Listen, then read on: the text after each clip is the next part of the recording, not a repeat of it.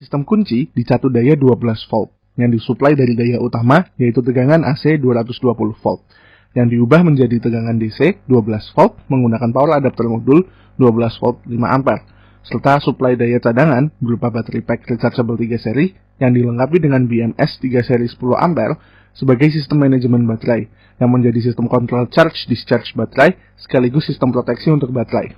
Sistem ini memiliki ESP32 yang digunakan sebagai pusat kontrol yang akan mengatur kerja kunci berdasarkan source code yang disusun. Saat ESP32 memberikan sinyal high, maka ESP32 akan mengenergize relay sehingga konfigurasinya yang semula terhubung ke terminal NC akan berubah ke terminal NO.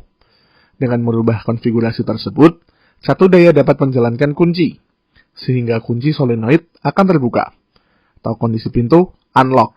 Saat ESP32 mengirimkan sinyal low, relay akan kembali ke initial state-nya, di mana terminal NO akan terbuka. Dengan demikian, satu daya pada kunci akan terputus, dan kunci solenoid akan tertutup, atau dalam kondisi locked.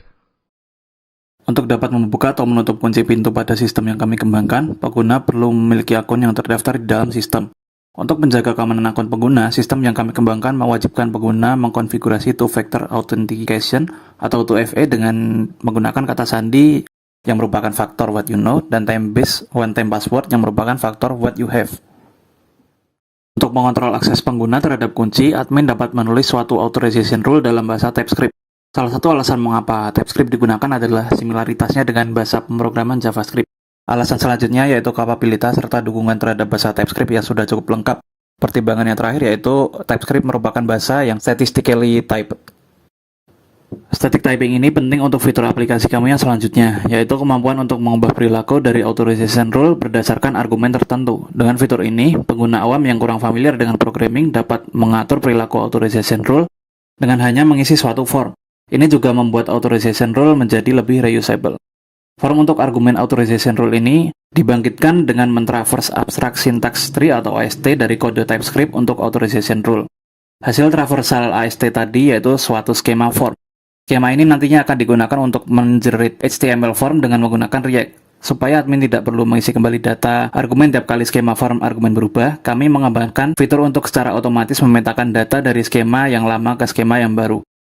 Admin dapat menguji authorization rule yang dikembangkan untuk berbagai situasi melalui editor code berbasis web pada aplikasi kami dengan menekan tombol Run. Output dan log hasil eksekusi akan ditampilkan pada bagian output di bawah. Authorization rule yang telah dikembangkan kemudian dapat dideploy supaya dapat digunakan untuk mengamankan kunci. Selain argumen untuk kustomisasi perilaku, faktor lain yang dipertimbangkan untuk kontrol akses yaitu klaim milik pengguna. Setiap pengguna memiliki sekumpulan klaim. Klaim ini dapat dianggap seperti atribut yang mendeskripsikan pengguna. Admin dapat mengelola tipe klaim apa saja yang terdaftar dalam sistem. Admin kemudian dapat mengatur nilai tipe klaim yang terdaftar pada masing-masing akun pengguna. Untuk mengkonfigurasi ESP32 yang mengontrol kunci, kita dapat menyambungkan komputer pribadi ke access point ESP32. Kita dapat mengakses alamat IP default gateway pada port 8081 untuk membuka halaman web konfigurasi ESP32. Nah, di sini kita dapat mengatur SSID dan password access point serta station, melihat status koneksi ESP32 ke server, serta menghubungkan ESP32 ke server. Untuk menghubungkan ESP32 dengan server, kita perlu memasukkan IP address serta TLS certificate untuk mengamankan koneksi HTTP ke server. Setelah itu, kita perlu masukkan ID device yang muncul pada halaman atau men-scan QR code yang ada di halaman melalui aplikasi web admin. Setelah tahap tersebut selesai, pada pojok kanan atas, status ESP32 akan berubah menjadi connected.